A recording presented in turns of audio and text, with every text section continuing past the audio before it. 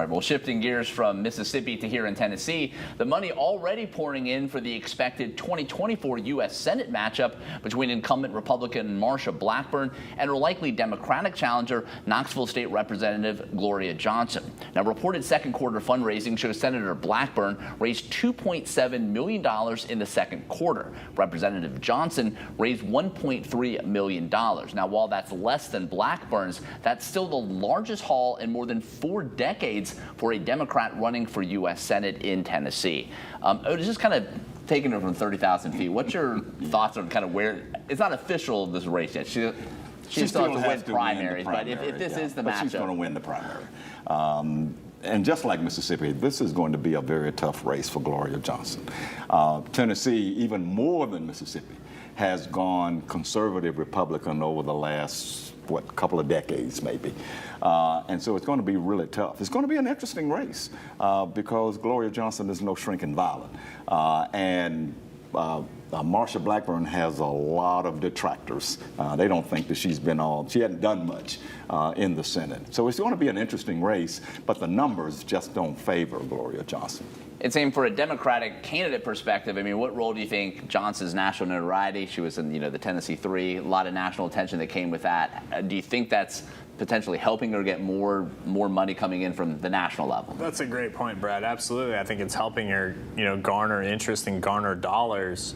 But to Otis's point, I think this is more of a race about driving down Republican margins for Democrats, right? Like not having it be such a wipeout. Yeah. Right, versus really, getting in here and look, we got a lot of time, right? We're literally talking about 13 months right now.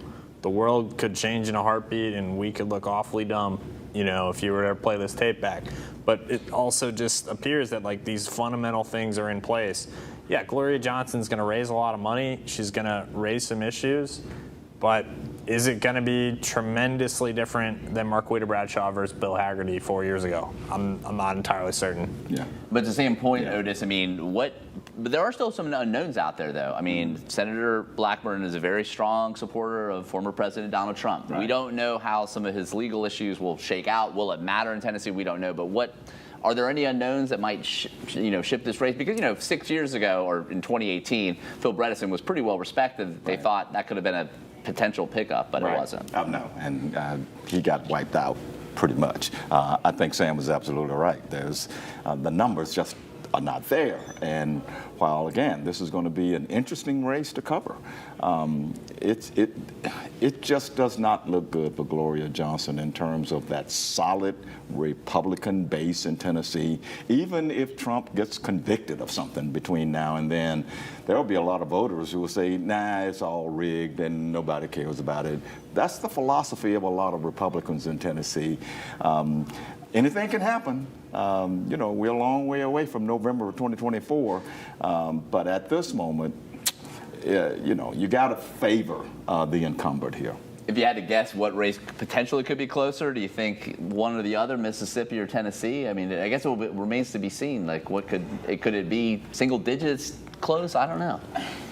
And I'm not sure that I can say that right now because Gloria Johnson does have a lot of support. And turnout is always key.